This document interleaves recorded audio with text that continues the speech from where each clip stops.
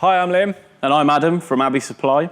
Now, if you've ever used a gas gun in cold weather, you've probably experienced a cooldown effect, which stops your gun working optimally. We're going to tell you why that happens and what you can do to try and prevent it.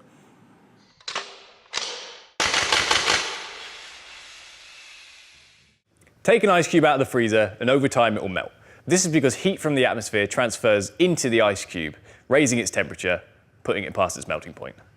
If you were to put the ice cube out on a hot day, it will melt faster. This is because there is more heat available to transfer into the ice cube and melt it. Similarly, if you were to put it out on a cold day, it would melt much slower.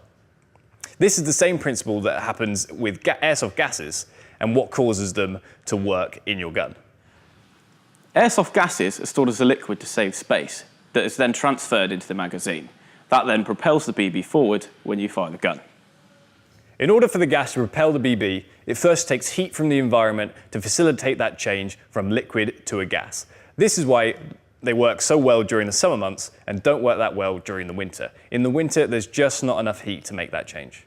This is why, when you fire a gas magazine, it gets cold, hence cooldown effect. And this is where the gas is taking heat from wherever it can get it. At this point, it's the body of the magazine. The problem with this is not only do your guns fire at a lower FPS, slower, and for less shots, but they also get cold. And because of that, plastics, metal, and rubbers get brittle, and that can cause damage during firing. There's no easy way to combat the cooldown effect. It's physics. But at the end of the day, using a high-powered gas will help, like Abbey Vertex gas, for instance. Some airsofters like to keep their gas magazines somewhere warm, like a pocket, or they use hand warmers inside a magazine pouch. But it's physics, and there's no way that you will completely overcome it.